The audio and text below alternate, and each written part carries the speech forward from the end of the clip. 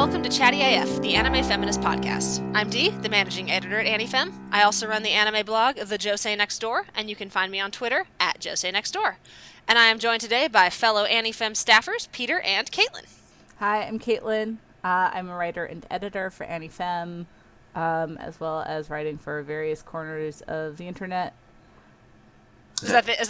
That's it. It was so anticlimactic. I really don't feel like doing the whole thing today. I don't know why. An abbreviated version, okay. Yeah. Sure. All right. And I'm Peter Phobian. I'm an associate features editor at Crunchyroll and a contributor and editor at Anime Feminist. And this is our mid-season fall check-in, where we take a look at the currently airing shows and talk about how they are shaping up. Folks at home, if you're familiar with these podcasts, we've been doing them every season for a while now. We are going to do things a little differently today. Normally we start at the very bottom of our Premiere Digest and we just work our way through basically every show that anyone on the recording has been watching. However, the podcasts tend to run really long because of this, and Peter is watching everything. So to kind of cut down on the red time and to avoid forcing Peter to monologue at us for like 30 minutes, we're going to do something a little different this time. Peter, anything below the Harmless Fun category, so for folks at home who are looking at our digest list, that would be anything below Zombieland Saga. Is there anything there that you are particularly excited about that you think we should be watching and we aren't? Or have any of those shows done anything surprising since the first episode that's worth letting listeners know about? If the answer is no, you can just skip them. No need to talk about them. I wouldn't say that any of them are doing anything where I'd say you absolutely have to watch them. I'd say maybe a couple are better or worse than you might have been led to believe based on the first episode preview that we did. That being Ulysses, because Ulysses had a pretty tame first episode, I think. Yeah, and then Caitlin came back for the 3-episode check and it was like, oh god, no. So, basically, I was like, I have to see this thing through so that I can honestly say this anime is awful. Don't watch it, never watch it. And I did, and I was correct. And I hated every second of those other 2 episodes. Yeah, it went down a dark hole there. Mm-hmm. The first one was just a bunch of kids making a promise to each other, and then, yeah, that was probably the high point. If you are curious, you can watch you can read my 3-episode preview. Yeah. Yeah, it's in our check-in post. Goblin Slayer, I'd say if you made it past the first episode, there really hasn't been any of that sexual violence since, but based on what I know of the series, that might not last, so at least to the halfway point in the series, it's been pretty good since the first episode.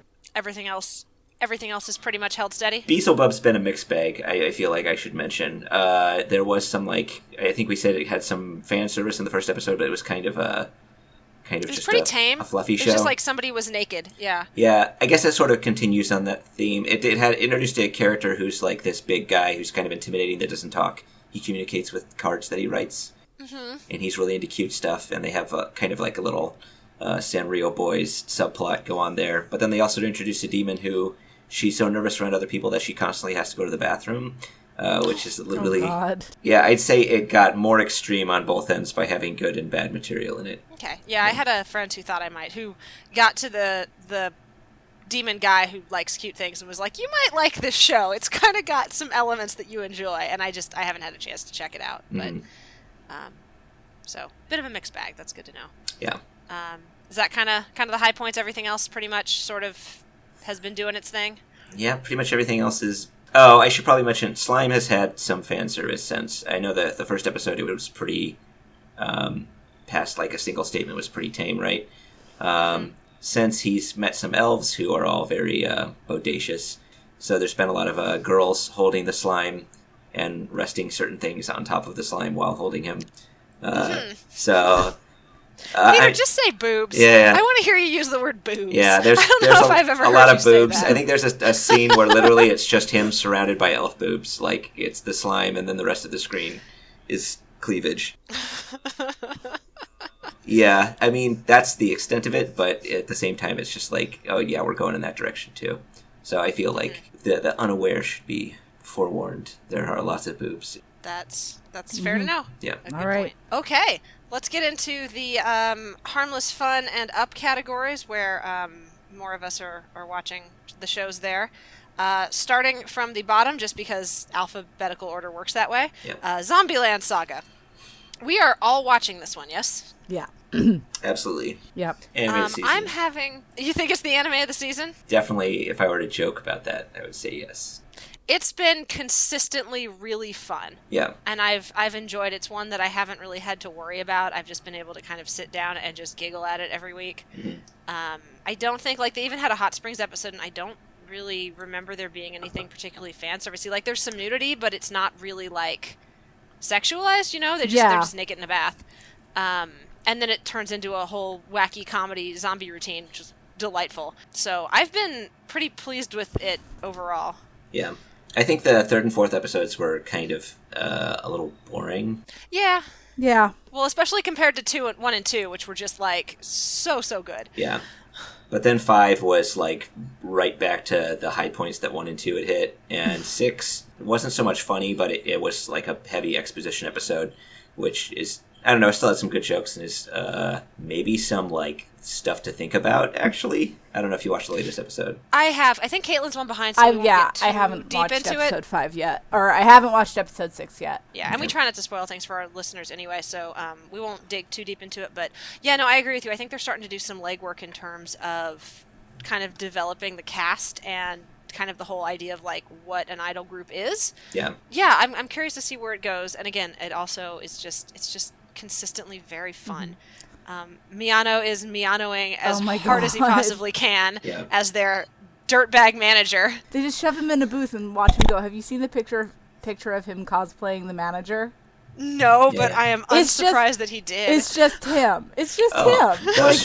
Those were 2 promotional videos where he, in character, while cosplaying as Tatsume, went on a long, like, 3-minute rant. There's 2 of those videos you can find on YouTube. Oh my god, I should watch those. Yeah. I've seen a lot of stuff with him, like, behind the scenes where he just seems to be having a really good time. Mm-hmm. There was some cute stuff that came out of Yuri on Ice with him, like, cracking up about JJ, because he was playing JJ at the time, and he seems to always be having fun, and I love that. And I love his performances, so... Yeah, no, he's great. There's a reason he's one of the tops in the industry.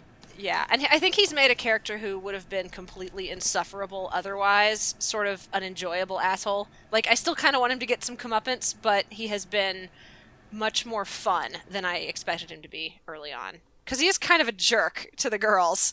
Oh, he's awful. Both he and the series have been very good about that, I think, though. The way he, like, vocalizes the character, you're just like, oh, this guy's being a jerk right now. And then he's been getting his ass kicked a lot more, which I really appreciate. Like when Saki threw the pitch and, like, I guess shattered his bone. The baseball went almost all the way into his flesh. So it was amazing. And then he just gets whacked with a baguette. No, they've been kicking his ass. Yeah, there's been more of a back and forth between, like, him being kind of awful and then them, like, not really letting him get away with anything either. So, and also sometimes ruining his plans. So I think the balance in the past few episodes has made it a lot more fun too. Yeah. Saki has been incredible the whole time. Yes. She's so good. She's one best girl. How she managed to turn whiteboard marker into spray paint. Saki's wonderful. This show has a really, really sharp sense of humor. Like, it's not my favorite anime of the season because I do think after the first couple episodes it started going a little bit into the, like, you know, the idol stuff, and that's not really what works for me. But, like, when it is just going wild, like, it has just, like, so many sharp gags, and it doesn't always go where you expect it. Like in the Hot Springs episode when Sakura's head just sort of popped off. Like, it's like, oh, that's not what I thought was going to happen at all. That was so good. Anytime they kind of really play into the fact that, oh yeah, we're zombies and we're sort of just awkwardly stitched together Frankenstein monsters, it mines it for, like, really good humor and then, like, low-key, like, funny horror, I guess you would describe it. And I appreciate that about it. So. Yep. Yeah. Yeah, I think we're all just enjoying this one. Like, the reason I'm behind is because I had a couple of weeks where I was like, do I really want to, like, go down this road? Because I dropped, life is short, and I drop shows like Hot Potatoes the moment that I'm not sure if it's going to be worth my time. And but I'm glad I decided to, and like until that moment in the Hot Springs episode, I was like, I don't know. But then like, I'm so glad like that I didn't get spoiled on that gag. Sorry to people who are listening who I did spoil that for. You definitely did, yeah. It'll still be funny when they watch it. It'll still be funny. There's more after it that we didn't talk about that will. It was just keep it going. It was just unexpected and wonderful. I was like, okay, we can keep going here. Yeah, I do have to say, I like at episode 3 and 4, I was kind of like thinking I might drop the series if it continued on this course, which is why 5 was so good, and I felt like I was holding my breath before the episode started because I was really worried it was going to become kind of mediocre. Yeah, I think they're hitting kind of a balance between the sort of the zany comedy aspect and then the more like kind of traditional like group of people learn to work together to put on a good show sort of idol. Yeah.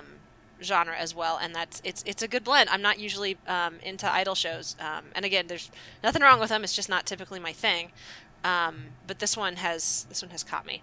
I also feel, I don't know if you guys knew this, and I just wanted to mention it real quick. They revealed the voice actress because at first they didn't. Like they kept it a secret for the first couple episodes of the legendary Tai.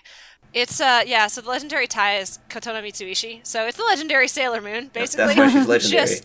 Just making groaning noises and rooster calls, and it's every time she does anything, knowing that it's Kotono Mitsuishi just makes it that much better. It's like a very good meta gag, and I appreciate that. It's the same reason like Tatsumi's so much better because it's Mamoru Murano. You just know this legendary voice actor is just making like burping noises on the side. It's so good. Yeah. It's a silly show that I think is having a good time, and like we said, I think that it is kind of trying to actually like develop the characters and tell a story on top of being silly. So I'm kind of curious to see where it goes with that. So that's Zombieland Saga. Next one up, we are also all watching SSSS. I did say 4, yes. Gridman. So, what are our thoughts on Gridman? I really like it. It might actually be my favorite anime this season. It's really excellent. I watched just before sitting down for I can't, for whatever else is going on. There's so much stuff that the show is doing right, but like the last couple of episodes, and I haven't, like the one that came out today I haven't watched, and I've only seen the first 6 minutes of episode 5, but starting with episode 4, the fan service just really like ramps up real fast. I feel like that was the episode though. I watched today's episode and it didn't have any, so I think that's good. Well, did it have feet? Not to my recollection.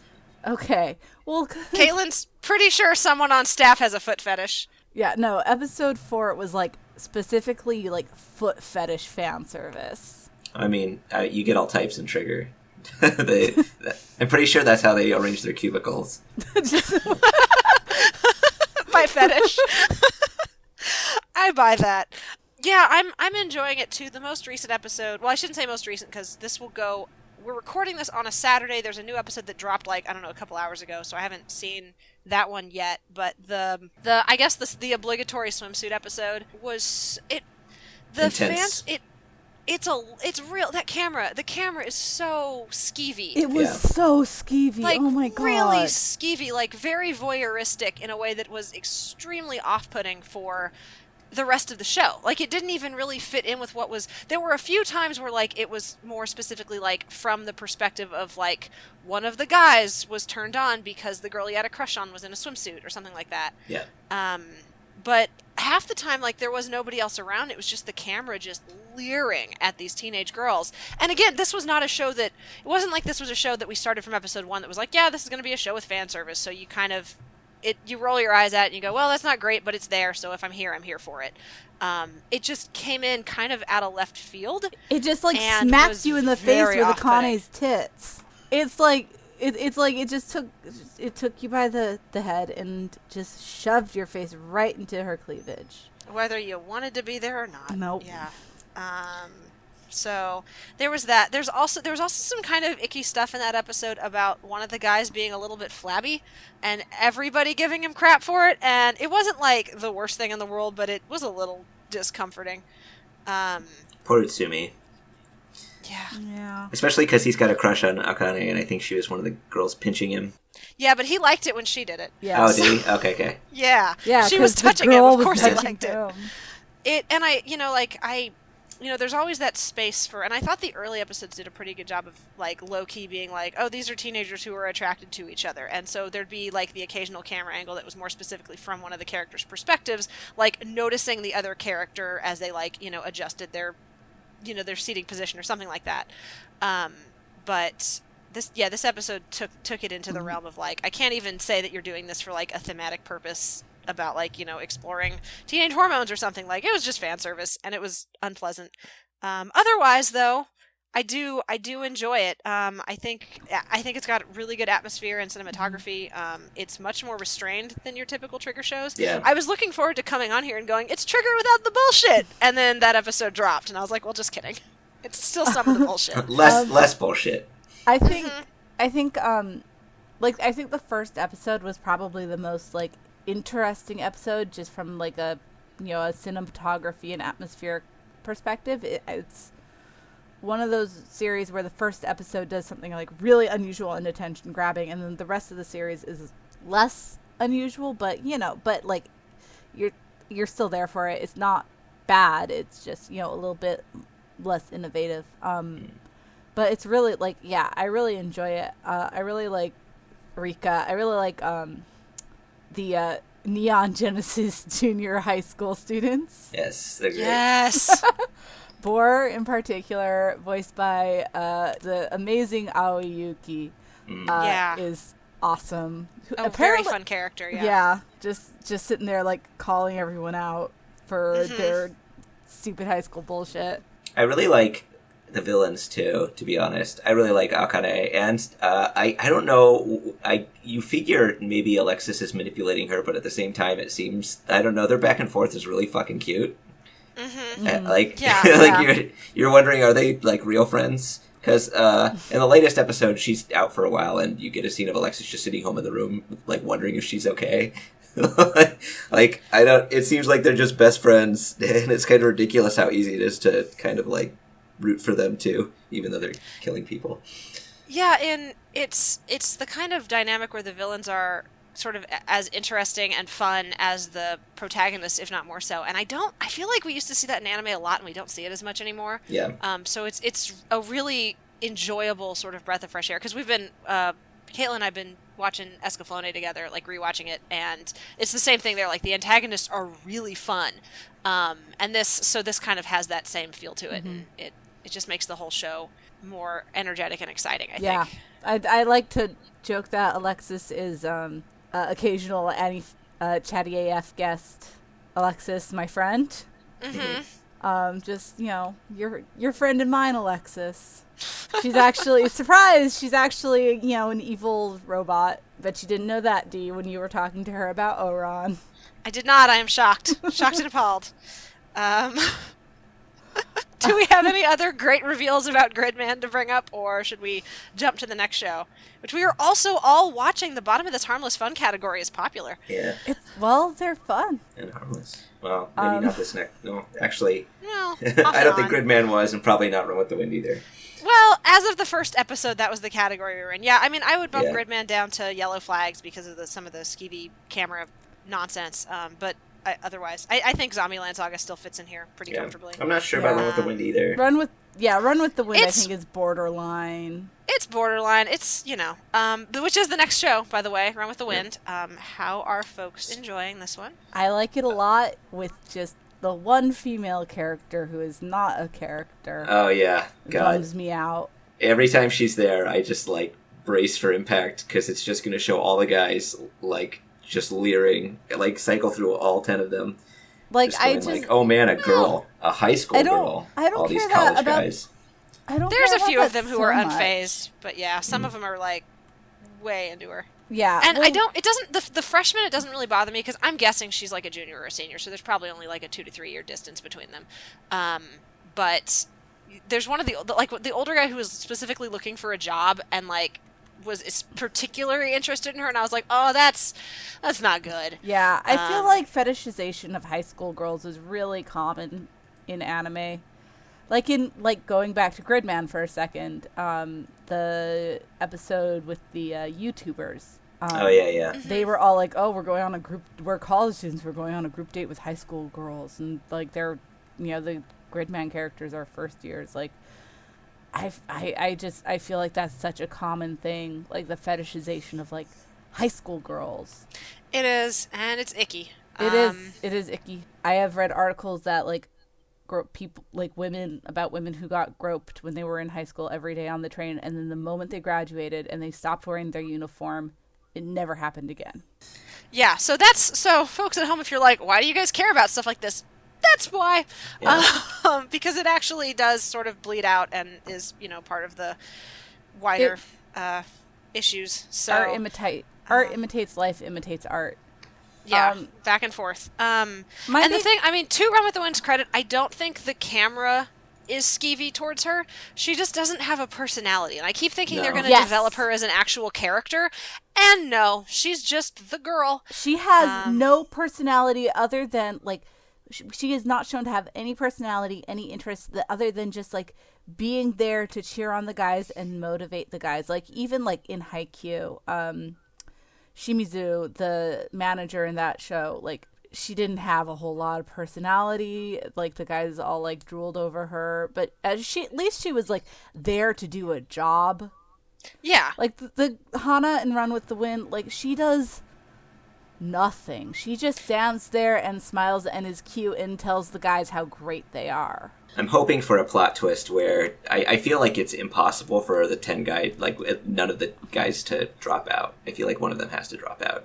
So I'm wondering why, like, if she could run, she is in high school, so she could join her track team, run once, get a record, and then be one of the 10 people to run. But I doubt that's going to happen.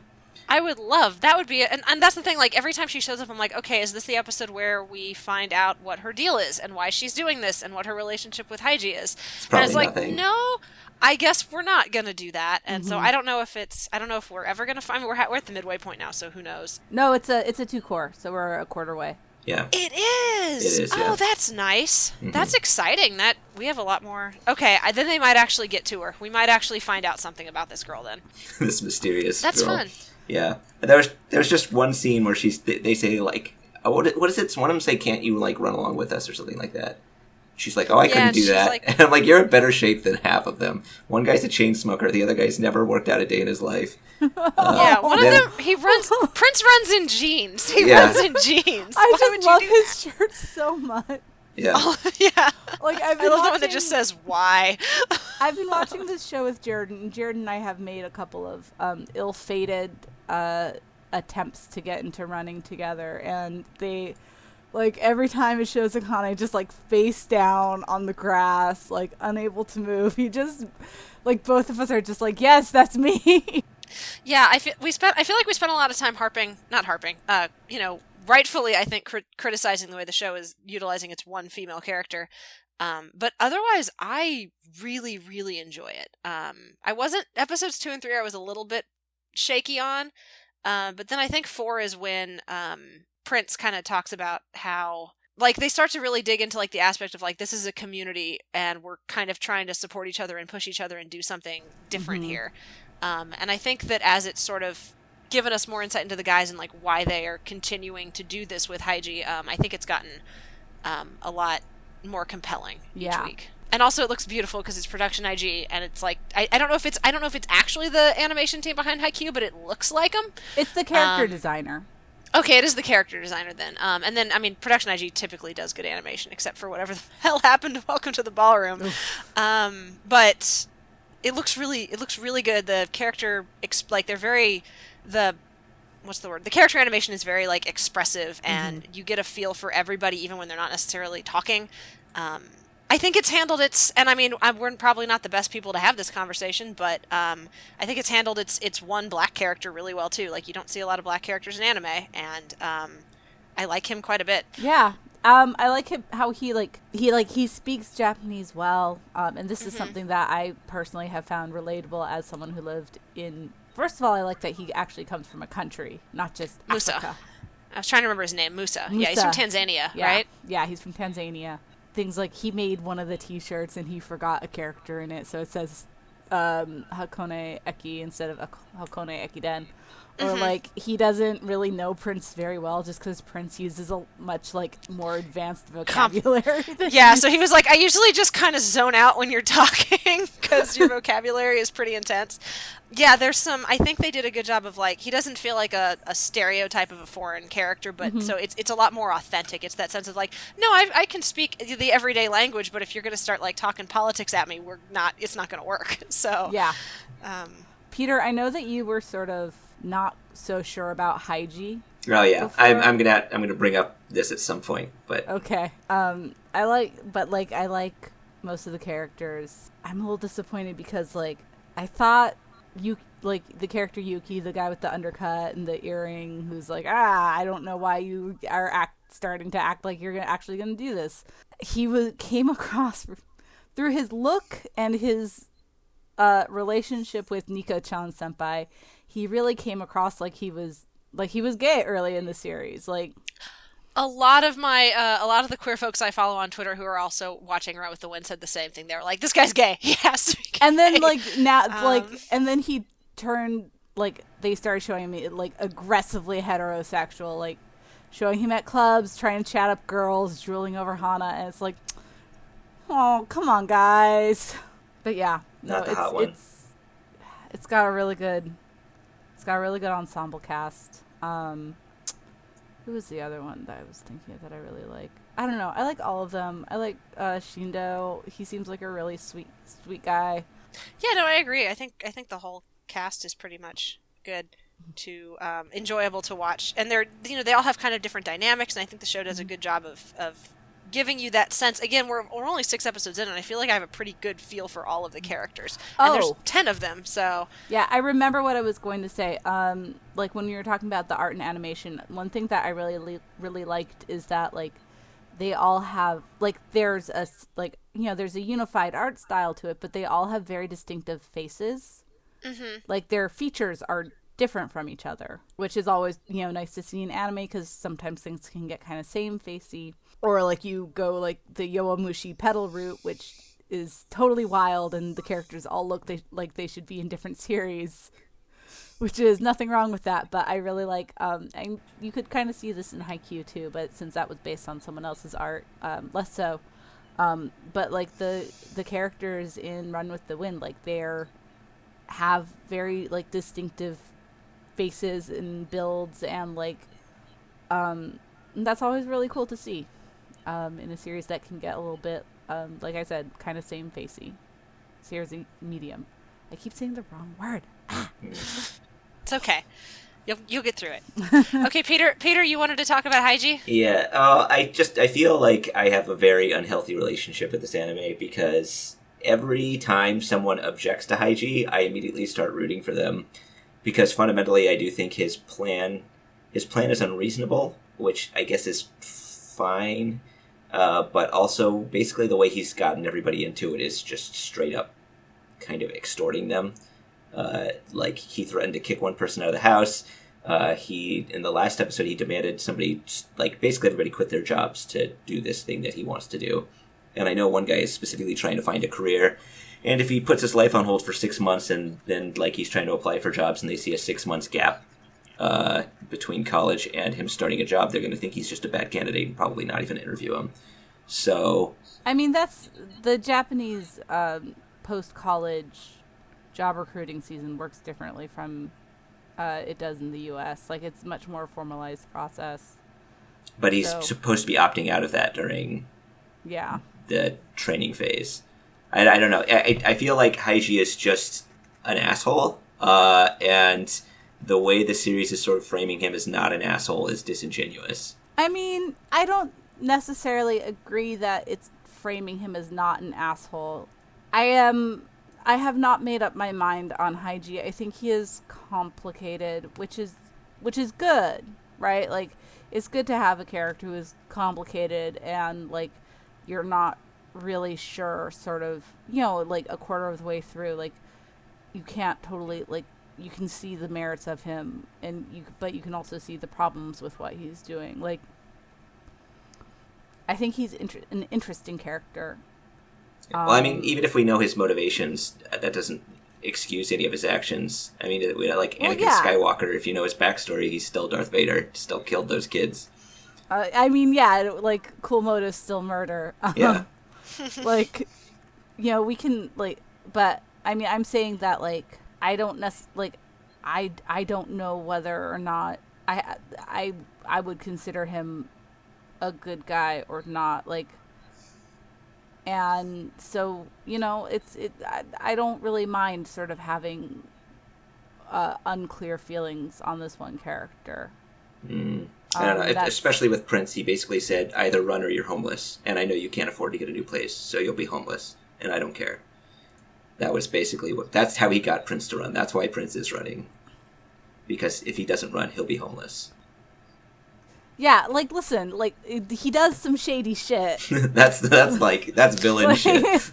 I'm not, I'm not, I just, he does some shady shit, but, like, he also, like, does some stuff that he really likes. Like, he is legitimately a really good trainer when he's not, like, totally strong-arming them. He's got talent as a coach. Like, he doesn't make Akane feel bad. Like, yes, he strong arms Akane into it. I'm not making excuses for that, like, right? But at the same time, when Akane is running, he is, like, very, very encouraging. He's like, yeah, you're doing it. It doesn't matter how long it takes. At this point, like, it's just awesome that you are doing your best with it. Just keep going. Don't stop, Because if you stop, you'll be homeless. No! Sorry, I get where Peter's coming from. I've kind of, because I think the strength of the rest of the cast, and I find Haiji to be kind of charming, even though he isn't. I don't charming. like him. I don't know. I have a complicated relationship with him as a character, because if he was a real person, I would be super pissed off at him. But as a character in a series about an unlikely band of athletes coming together as a team to do the impossible, I find him fun. I find him kind of a fun character within that context. You just took everything I was saying and then you said it in 2 sentences. So there you go. You're welcome. So, but no, I'm kind of curious to see how the series goes with it, because I do want them. I think there have been moments when they have kind of called him out for being an ass, and I would like them to push that harder, and for Haiji to maybe have a moment at some point where he goes, "You're right, I'm sorry, I shouldn't have done that," and then maybe at that point they've all decided, well, we actually do want to do this for our own reasons now. But I do think that you have to have some moment where Haiji realizes that, like, he was being a rat bastard to them, because I don't know if his character works in a grander scope without that element of, like, him realizing that what he did was wrong. Yeah. So I do concur with you about that one, Peter. Yeah. That's why an aspect of my ideal scenario where Hanako ends up running is also that somebody ends up quitting, because trying to get people to do shit that way doesn't actually work and doesn't ever have good outcomes. So if, like, Need a Job guy or Prince just says, like, oh, I actually found a new place, so fuck you forever, I'm never talking to you again, Haiji.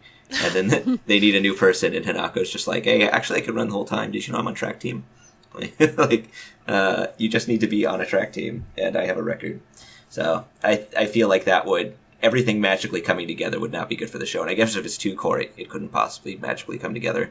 But I feel like if it works for all of them, then that's really weird.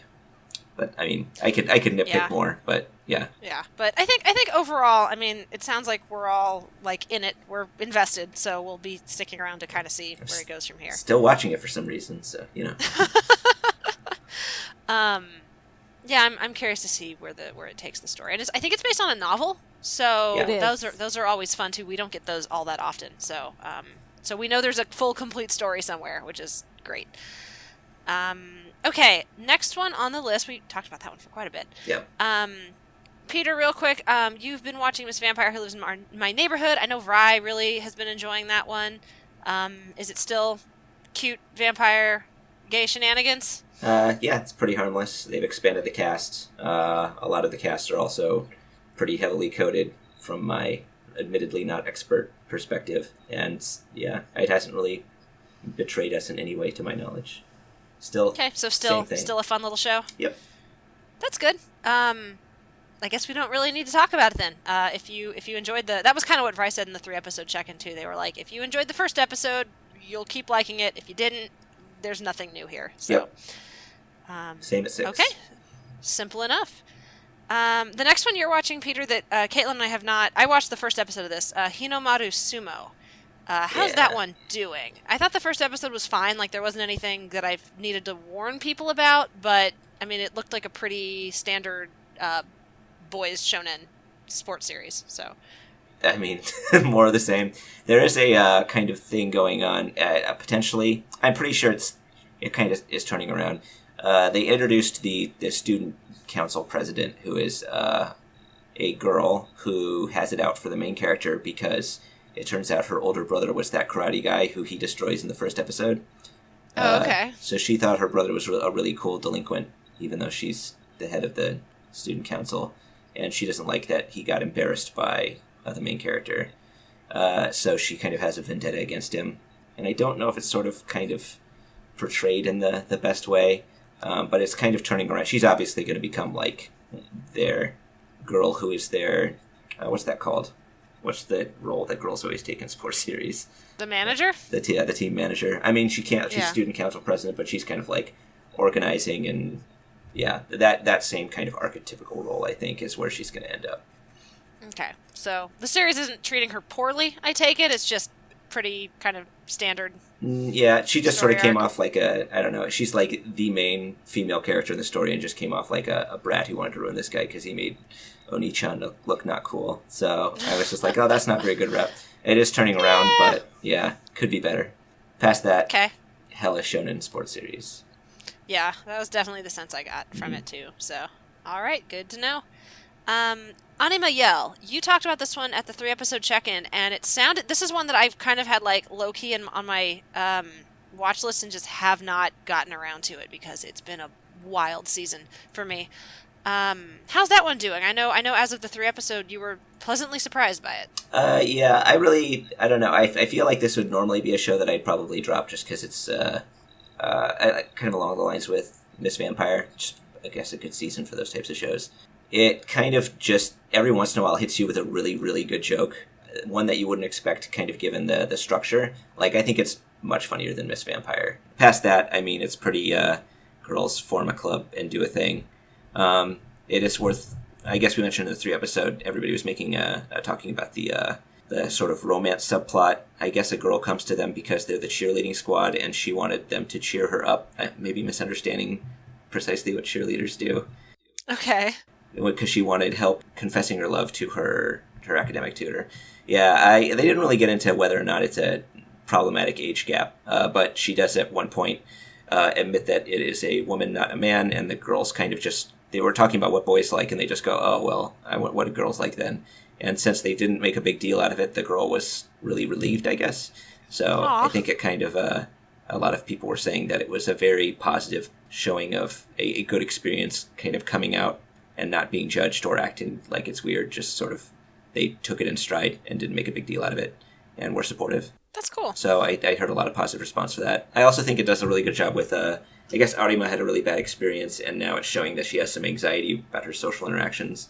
Whenever she like kind of thinks of how a situation should go, often it leads to her being abandoned by everyone.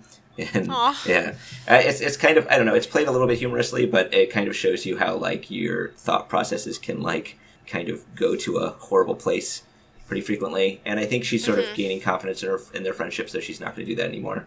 But that's one of the other things I appreciate that the show's been doing. It's probably talking a lot more about Anima Yell than really needs to. Besides that, It sounds like a nice show. Again, it's been kind of low key on my to watch list, and I had to catch up on stuff I was still behind on from last season. I just haven't been able to get into it yet. Yeah. But you're selling it well. I'm going to try to check it out. Yeah, funny and offensive, and I think it's got a couple really good high points. So cool. The next one on the list, at this point I'm going to at least mention the shows as we get to them, since we're heading towards the top of the top of the charts, I guess. The next one was Release the Spyce. Caitlin and I both gave it the old college try, and wasn't really doing much for us, I think. Does that track, Caitlin? I know you wrote the 3-episode check-in, so if folks want to kind of read up on it, that's probably a good place for it.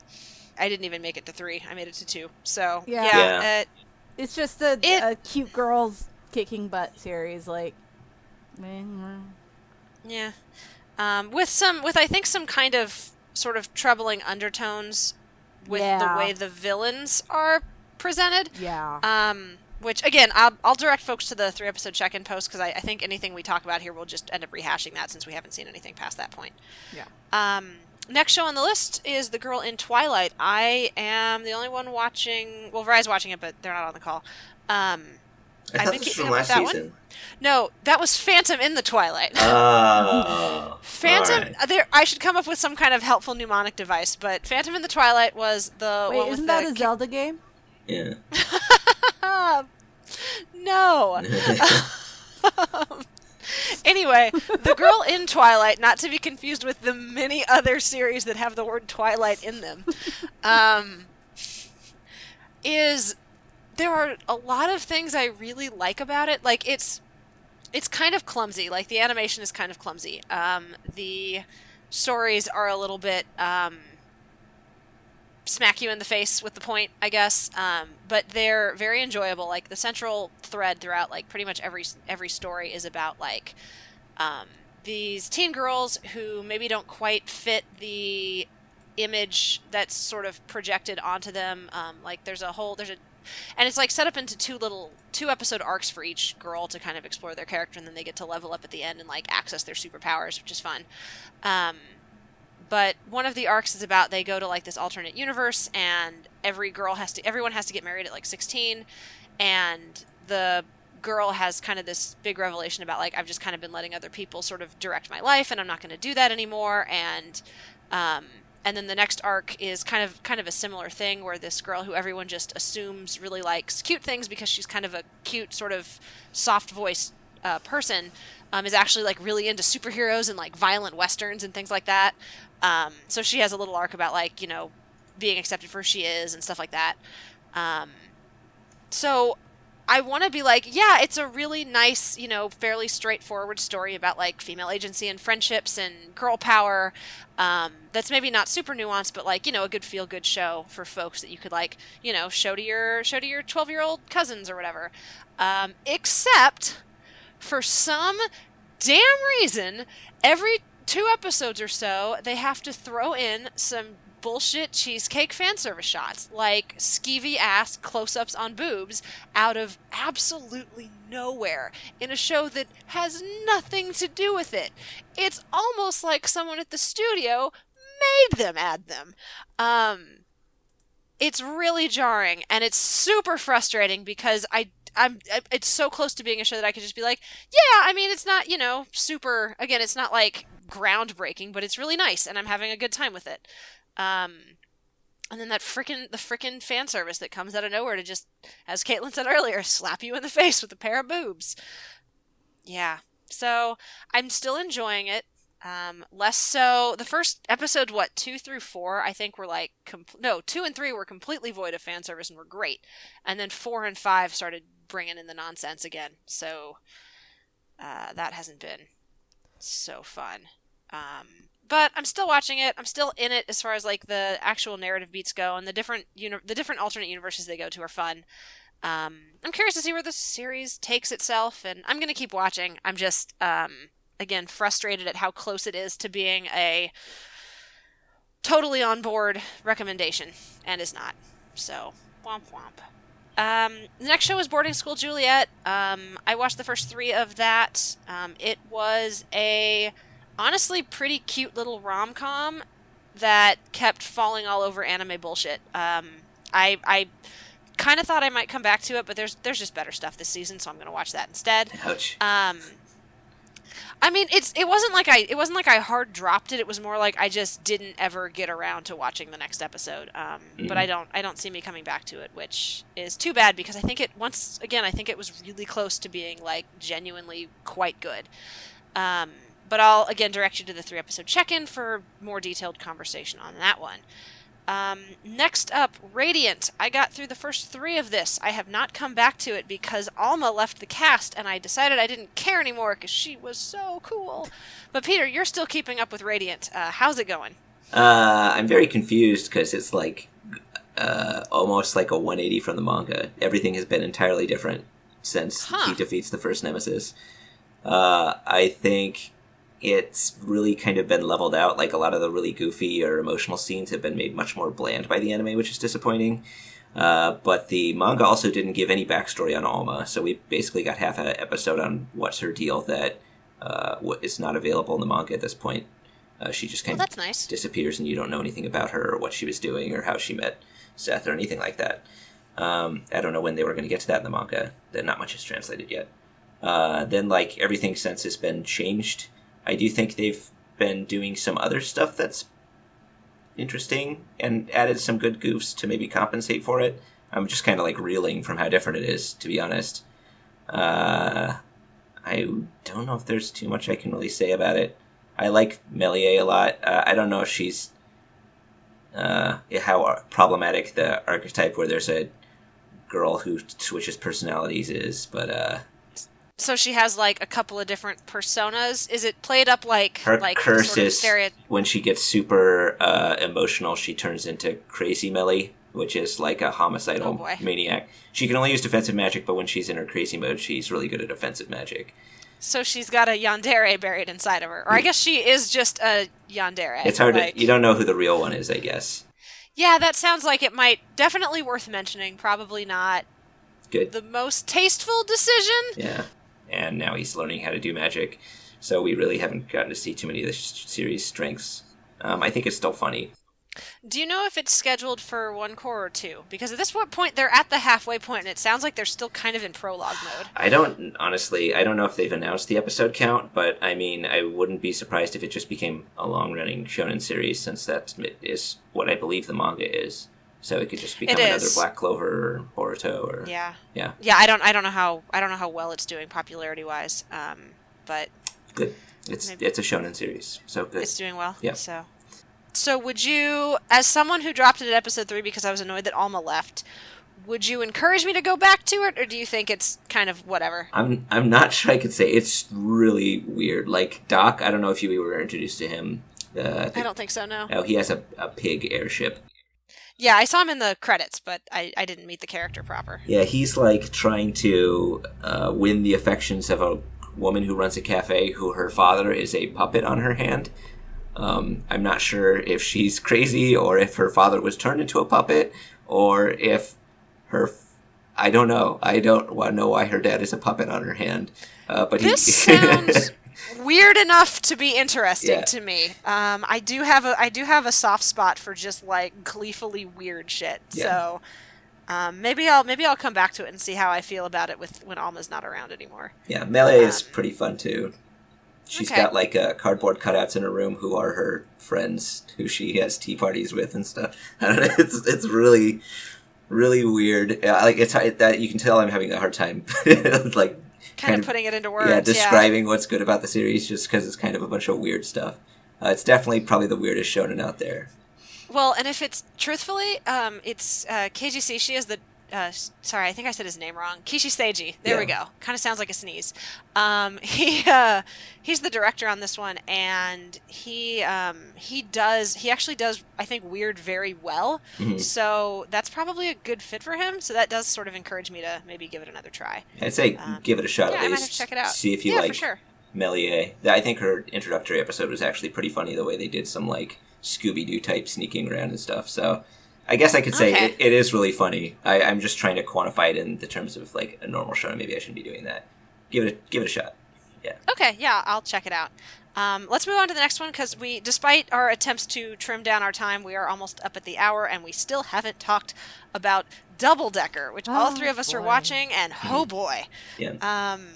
So I know Vry and Caitlin, Vry especially, were both very high on this one in the premiere and then the 3-episode check-in. It seemed like a show that was trying to say a thing about like class consciousness, and it had an episode that seemed to be pretty pro-union and pretty diverse cast. And so where are we now, guys?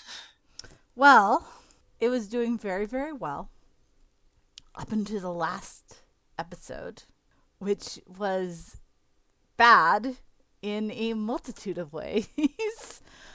Yeah. Pretty much every way that an episode could be bad, it was bad. Because there was the whole thing about Kirill's sister, who Valerie, I believe. Well, Kirill's sister Mila, who like had been missing for all those years, and then showed up, and then at Derek's bar all of a sudden, and then Kirill goes to the bathroom, and who's in the bathroom? Who walks up next to him at the urinal and unzips their pants?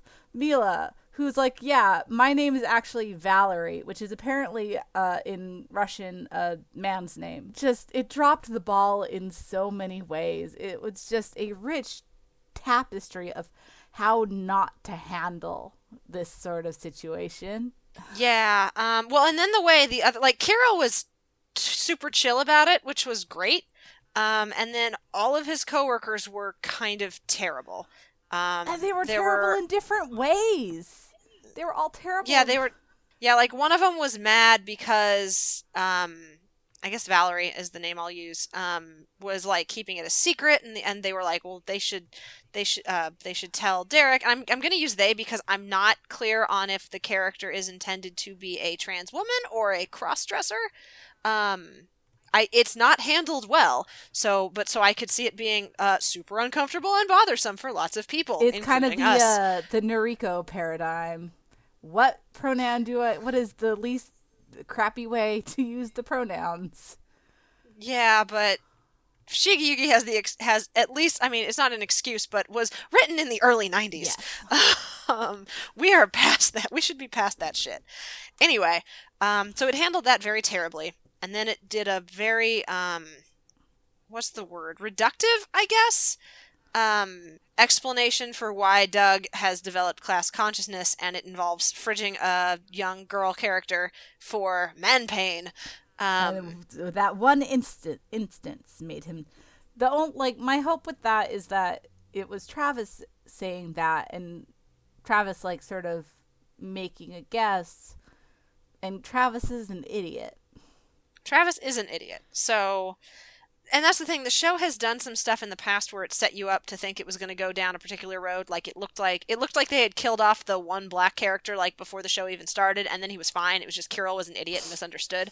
Oh, that was really great, Dee. You were so concerned about that. I was pretty, and I mean, I figured it out before Kirill did, but when it looked like he was dead, I was like, oh, awesome, well done, Double Decker. And then turns out Derek's fine. So it's definitely done some kind of switch up things in the past. Maybe it could, but the way it handled Valerie was bad enough that I think we've kind of lost some of our faith in the show. I'm gonna keep watching it, but folks should know that it took a bit of a faceplant in episode 6. I'm definitely, I don't know, that one's further along. I'm definitely gonna keep watching it. The thing, like, because that episode was weak in a lot of ways. It was also just a very, like, it didn't do anything, like, interesting with any part of the situation. Like, you know, because the fun thing about Double Decker is it kind of, like, you know, it kind of tosses things up and, like, does things kind of differently. And then this episode didn't. So that was really disappointing. But I still, like, I want to see how it handles Max and Yuri, Boxer and Robot. Oh, yeah. That's the next episode. So, and by the time this episode drops, I think that by the time this podcast drops, that episode of Double Decker I think will be out. Yeah. So, we'll find out if they're gonna if they're gonna miss the football on that one as well. Because if they miss the football on that one, then like I don't know if I'll be able to keep watching it. Yeah. If they do a bad 2 weeks in a row, then I think we'll all be like sort of exhausted by it at that point. Like, and there's just been so much setting it up. Like first of all, Maxine has like the gayest female character design I've ever seen. Like sure. Like, and like every like you know in the opening they're like standing together, like it's a very like not even like a teasy way, but just a very intimate sort of gesture where like you know they're like dancing and almost kissing, and it seems like they're and also like that's the ending, but like in the opening when they're showing all the partners, like Maxine is standing behind Robot, and Robot has her hand over Maxine's. Robot has a name, right? Why are we calling her Robot? Yuri. I don't, because she's a robot. Like, that's also her code name is Robot. Rude. She's also a person. Okay, that's also her code name. That's also, that's yeah. A little bit like more I don't fair. know why I call, like, I'm switching back and forth. Like in the ending, I would say that's definitely kissing. Also, Robot's definitely grabbing Maxine's ass in the ending sequence as well. Oh, right. Yeah, for sure. So if they if they like fuck that up and they're like, yeah, no, they're just really good friends, then like, what the fuck Such are pals. you even doing, right? Like, BFFs. Yeah. Like that would just we'll be see. too demoralizing to continue on. Hopefully they don't. Yeah. Hopefully they don't mess that one up. That's all I can say. You know, and that would be too bad because I really like the show and I really like Pink, aka, you know, the person who shares your name, Dee. Dina. Well, not 100% my name, but you know, fairly close. Yeah. I don't get a lot of characters who are even close, so that's always fun. Yeah, so I mean, it could still pull itself together, but that was a pretty significant fumble halfway through I think halfway through. We don't have an episode count on this one yet. So we'll keep an eye on it, and folks at home, if you're suddenly like, oh no, I don't want to watch Double Decker anymore, I guess tune in for the series finale and for the series retrospective podcast, and we will keep you posted on that one. Last show on the list, I will try to do this quickly because it's just me and I don't want to be monologuing for too terribly long. Bloom Into You. It took me a while, but every week I warm up to it a little bit more. It's really grown on me. I think it's shaping up to be one of the best shows of the season. It is really, I tweeted this out earlier today too because I realized I hadn't really talked about the show at all, and it definitely deserved a little bit. Production wise, it's gorgeous, and the storyboards are really very excellent. It's a super quiet, kind of internally driven. I'm gonna just use the phrase love story because I'm not 100% sure it's a romance yet.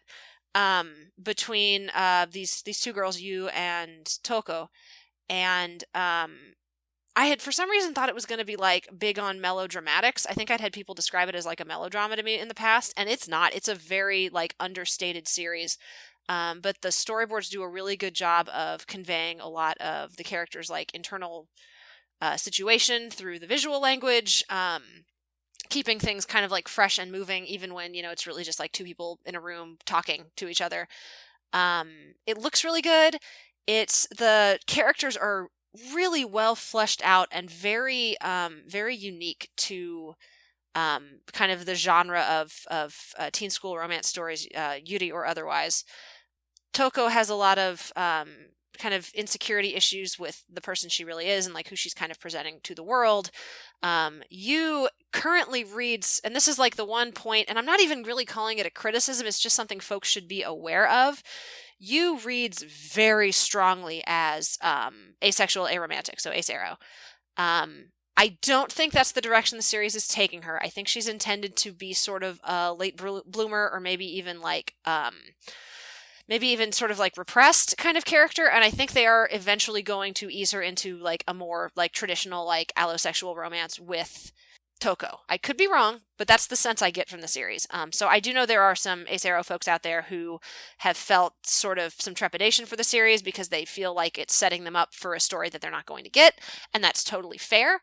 But I think if you go in with your expectations tempered, for it to be, you know, more of a slow burn Allo Yuri relationship, I think you will be well rewarded. Again, the character dynamics are really well done and very interesting, and they feel like people in a way that is sometimes rare with stories like these, and it takes a little while to get that feel for it, I think. But now that I'm halfway through, I'm all in with it, and I'm really looking forward to seeing where they take the characters' relationships and their sort of individual stories of self-realization and all that. So yeah, Bloom Into You recommended, which I was kind of lukewarm about it at the 3 episodes, so I'm trying to be a little bit louder about recommending it to folks now because it has won me over at this point. definitely. That brings us to the top of our list. Is there anything? We're not going to cover sequels for this one, folks. At home, we will cover them in our season retrospective, which will probably be enormous.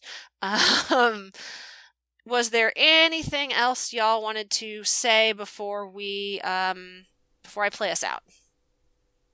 Golden Kamui's still good. Oh, okay. If we are going to say something about sequels, watch Thunderbolt Fantasy. Puppets, y'all. All right, Puppets. then I have to jump in and say, JoJo's Part 5 after the first couple episodes becomes newbie friendly again, and it's good. But Josuke's still the better JoJo. Josuke's 4, right? Josuke is 4, yeah. Oh yeah, agree. It's Pompadour one. Yeah, definitely. Okay, well, I don't know. Maybe folks will fight with you guys in the comments on that one. Fight me. Yeah, but let's go. Yeah. Aw, snap! You heard that, listeners. Invitation to our comment section to fight about who the best JoJo protagonist is. Anime So far. only because I'm still holding out for Jolene. Hell I yeah. have good, Sure, I have a anime good feeling only. about Jolene. Yep. Totally Damn. fair. Same page. Yeah. Wow, I might Peter and I are on actually the pop same into page JoJo's for once. that. Oh, that happens sometimes. But yeah, folks at home, if there's any shows that we maybe are overlooking and you feel like, deserve some love, let us know in the comments. If there's anything, you'd like to chime in about the stuff we talked about today, also join us in the comments. We do hope you have enjoyed this episode of Chatty AF. If you like what you heard, tell your friends about us. And if you really liked what you heard, we'd love it if you'd head over to www.patreon.com/animefeminist and become a patron for as little as $1 a month. Your support really goes a long way towards making Anime Feminist happen, both in print and in your earbuds. We have lots of big projects coming up in the future, including a site overhaul that would include accessibility updates and would also allow us to transcribe our podcasts, pay someone to do that because we currently just don't have the funding for it. So if you can toss a few dollars our way, that would be excellent. If your friends can toss a few dollars our way, that would also be excellent. So let them know. And if you are interested in more from the team and our contributors, you can check us out at www.animefeminist.com, on Facebook at AnimeFem, on Tumblr at AnimeFeminist, and on Twitter at AnimeFeminist. And that's the show. Oh, real quick, that's not the show. One more notice. Folks, we are dropping down to a bi-weekly schedule on podcasts. It's purely a scheduling thing. We're a little bit... there's not that many of us who can record these regularly, and we all have a lot of other stuff going on. And recording a podcast a week was... it just was getting to the point where it wasn't feasible. And we were sort of worried that we were going to end up dropping, super sleepy, half-assed episodes on y'all. So we're going to go with quality over quantity and do these every other week. So twice a month, basically. So you will hear from us again 2 weeks from now, where we'll be starting a new sort of watch-along format. We're excited about it, so I hope you will check that out. Take care of yourself, AniFem, and we will catch you in the next episode. I got it. JoJo's Bizarre Solidarity. Okay.